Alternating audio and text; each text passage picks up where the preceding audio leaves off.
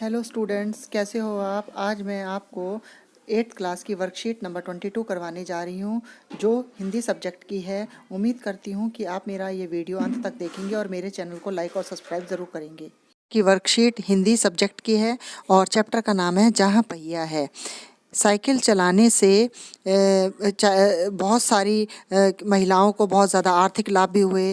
जैसे वहाँ की महिलाओं को अब गाँव में कृषि संबंधी कोई भी चीज़ खरीदना व बेचना बहुत ज़्यादा आसान हो जाए। साइकिल की वजह से अब बसों का इंतज़ार नहीं करना पड़ता था उन्हें, वो समय बच जाता था। ख़राब परिवहन व्यवस्था भी वाले स्थानों के लिए भी बहुत ज़्यादा महत्वपूर्ण थी, क्योंकि साइकिल लेके औरतें कहीं भी इधर से उधर दूर जा सकती थी। दूसरे उन्हें इतना समय मिल जाता था कि वे अपना सामान बेचने पर और ज़्यादा ध्यान केंद्रित कर पाती थी। तीसरे, इससे और अधिक इलाकों में भी जा पाती थी। अंतिम बात यह थी कि अगर आप चाहें तो अपने आराम करने का भी उन्हें काफ़ी समय मिल जाता था।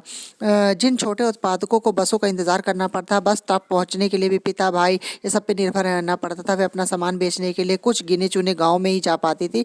अब वो भी पैदल जाती थी। साइकिल होने से अब वो बहुत दूर दूर तक जाने लगी। और दूसरा, पानी लाना जैसे घरों के लिए घरेलू कामों में भी जल्दी ही भागकर हो जाता था। अब जिसके पास साइकिलें थी वे सारा काम बिना किसी दिक्कत के, बिना किसी परेशानी के बहुत जल्दी जल्दी कर जाती थी।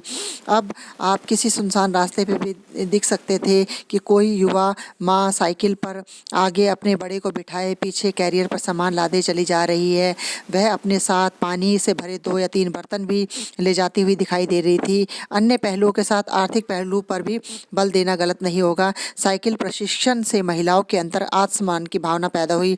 यह बहुत महत्वपूर्ण है। फातिमा का कहना है, जो उस गांव की थी, पदुकोई गांव की, कि बेशक ये मामला केवल आर्थिक नहीं था, बल्कि इससे कमाई भी होती थी। मैं तो पैसे भी कमाती हूँ, मेरे पास इतने पैसे नहीं थे कि मैं साइकिल खरीद, लेकिन हर शाम मैं किराए पर साइकिल लेती ताकि मैं आज़ादी और खुशहाली का अनुभव कर सकूँ।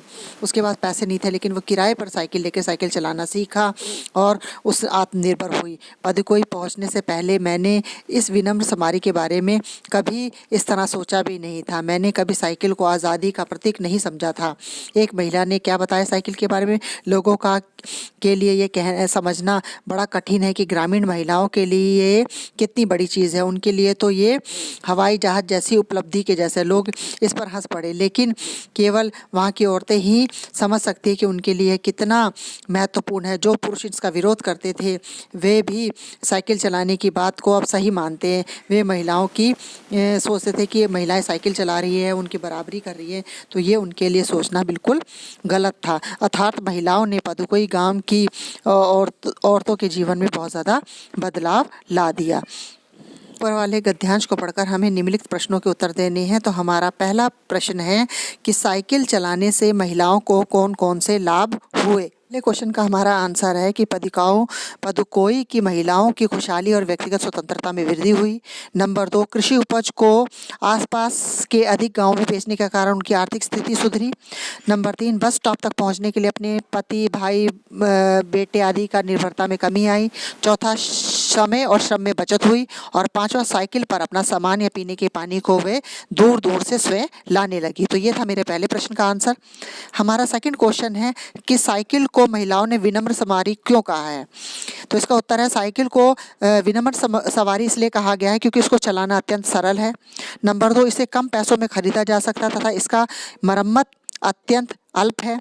नंबर 3, इससे प्रदूषण की कोई समस्या नहीं होती। और नंबर 4, ऐसा लगता है कि वह पुरुष अथवा स्त्री का भेदभाव जाने बिना विनम्रतापूर्वक सबका कहना मान लेती है। तो ये था मेरा दूसरे क्वेश्चन का आंसर।